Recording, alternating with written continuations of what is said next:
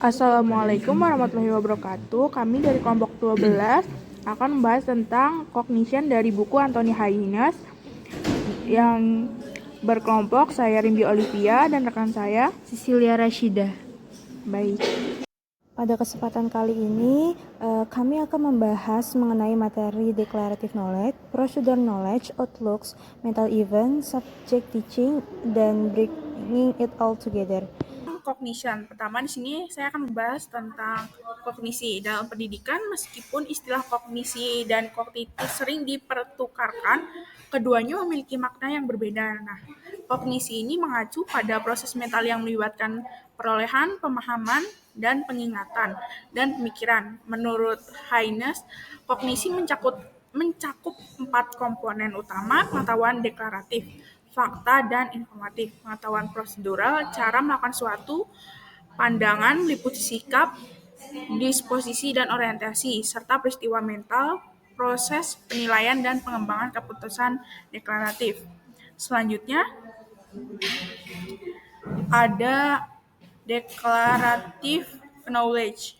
Nah, declarative knowledge ini menuju pada pengetahuan yang berisi fakta, data, dan informasi yang dapat diungkapkan dengan pernyataan seperti saya tahu bahwa.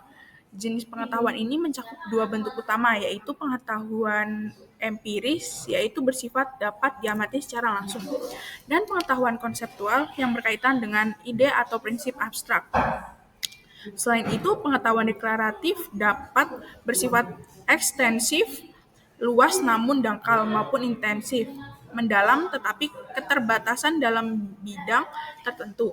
Dalam konteks pendidikan, pengetahuan ini menjadi dasar penting karena memberi landasan kognitif bagi siswa untuk memahami informasi sebelum mereka dapat mengembangkan keterampilan prosedural dan kemampuan berpikir. Selanjutnya yaitu ada procedural knowledge, yaitu pengetahuan prosedural. Pengetahuan prosedural ini merupakan salah satu bentuk pengetahuan dalam ranah kognisi yang berhubungan dengan kemampuan seseorang untuk mengetahui cara melakukan sesuatu secara tepat, terstruktur, dan efektif. Pengetahuan ini tidak hanya sebatas keterampilan praktisi, melainkan juga mencakup teknik serta metode yang digunakan dalam menyelesaikan suatu tindakan atau menyelesaikan sebuah tugas. Selanjutnya yaitu ada komponen pengetahuan prosedural yang meliputi 3 komponen, yaitu yang pertama itu ada keterampilan.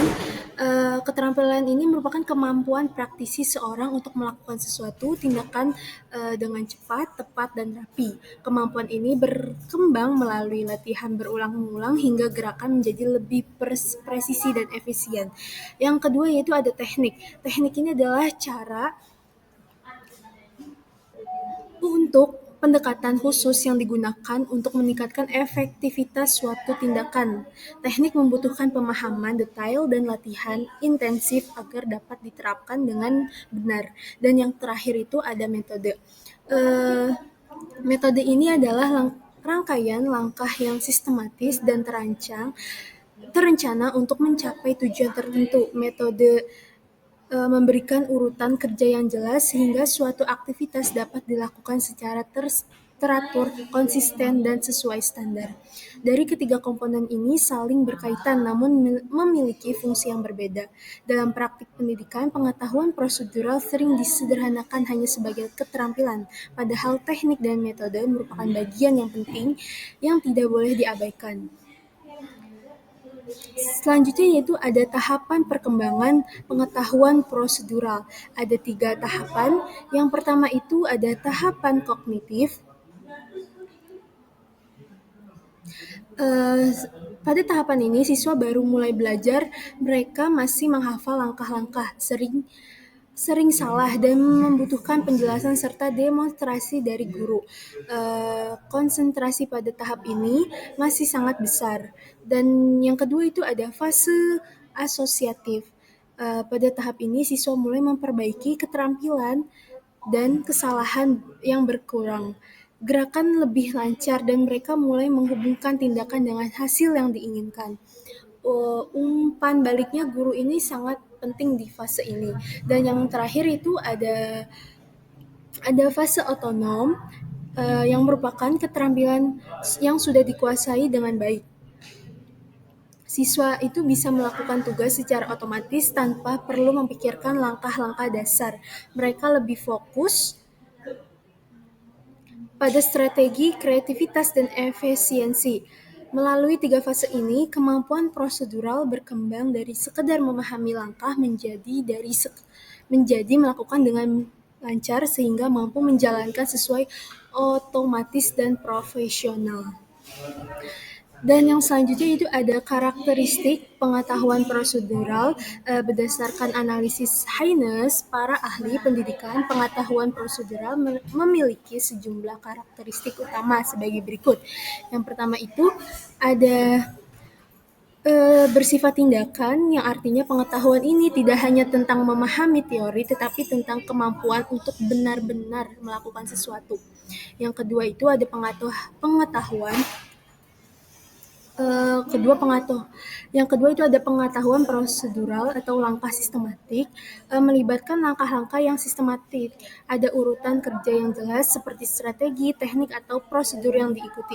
Yang ketiga yaitu ada yang diperoleh lewat praktik. Pengetahuan ini diperoleh melalui praktik dan pengalaman. Semakin sering seorang berlatih, maka semakin baik keterampilan yang dimiliki dan semakin efisien ia melakukan suatu tugas. Dan yang keempat itu ada kontekstual. Pada kontekstual ini, pengetahuan prosedur itu bersifat kontekstual sehingga penerapannya bergantung pada situasi dan kondisi. Seorang harus mampu menyesuaikan prosedur sesuai dengan kebutuhan. Dan yang kelima itu otomatis. Ketika latihan dilakukan secara terus-menerus, tindakan yang awalnya membutuhkan konsentrasi tinggi bisa dilakukan secara spontan tanpa banyak berpikir. Secara keseluruhan, karakteristik ini menunjukkan bahwa pengetahuan prosedural bertumpu pada tindakan nyata, latihan berulang, dan kemampuan menyesuaikan diri dengan situasi, hingga akhirnya menjadi keterampilan yang berjalan otomatis. Dan yang selanjutnya itu ada outlooks atau pandangan. Pandangan adalah pola pikir seorang dalam menilai, merespon sesuatu yang terbentuk dari pengetahuan, pengalaman, dan nilai-nilai diri. Pandangan ini relatif stabil dan mempengaruhi cara individu memahami serta bertindak dengan lingkungan sekitar. Ada 3 komponen utama dalam pandangan. Yang pertama itu ada sikap. Sikap ini adalah kesiapan mental seseorang terhadap suatu hal. Sikap ini mempengaruhi cara seorang berpikir, menilai, dan bertindak. Sikap ini bisa berubah tergantung dari pengalaman baru yang dialami. Yang kedua itu ada disposisi. Disposisi ini adalah kecenderungan atau sifat dasar yang lebih dalam yang berkaitan dengan kepribadian, dan disposisi ini lebih sulit berubah dan cenderung menetap dari lama. Misalnya orang yang memiliki disposisi optimis biasanya melihat masalah sebagai tantangan, sedangkan orang yang pesimis melihat nya sebagai hambatan. Dan yang ketiga itu ada orientasi. Orientasi ini adalah arah tujuan atau kesadaran seseorang dalam menentukan pilihan dan tindakan. Orientasi ini terlihat dari keputusan yang diambil secara sadar. Dalam pembelajaran orientasi bisa dilihat dari keseriusan siswa mengikuti pelajaran, mengerjakan tugas tepat waktu, dan fokus untuk mencapai tujuan belajar tertentu seperti mendapatkan nilai yang baik atau memahami materi lebih mendalam. Ketiga hal ini yaitu sikap, disposisi, dan orientasi berkaitan dan bekerja sama membentuk cara seorang melihat, menilai, dan merespon dunia sekitarnya. Selanjutnya yaitu ada mental event atau peristiwa mental. Peristiwa mental ini adalah pengalaman dalam berpikir yang melibatkan proses kognitif seperti persepsi, kesadaran, emosi, ingatan, dan pemikiran. Bukan sekedar reaksi fisik, melainkan proses kompleks otak dalam mengolah informasi untuk memahami, nilai, dan mengambil keputusan yang mempengaruhi sikap, perilaku, serta pengalaman psikologis individu. Pada peristiwa mental ini memiliki aspek spesifik dari peristiwa mental, yaitu yang pertama itu ada penilaian atau judgment. Penilaian ini adalah kemampuan seseorang untuk menilai suatu situasi dan menentukan apakah suatu baik, buruk, tepat, atau tidak tepat. Dalam kehidupan, siswa penilai sangat penting, misalnya saat memilih apakah ia belajar dulu atau bermain, atau menentukan cara belajar yang efektif. Dengan penilaian yang baik, siswa bisa mengenali kelebihan dan kekurangan, lalu memperbaiki cara belajar. Penilaian juga membantu siswa berpikir lebih kritis, lebih disiplin, dan lebih tanggung jawab. Yang kedua itu ada pengambilan keputusan.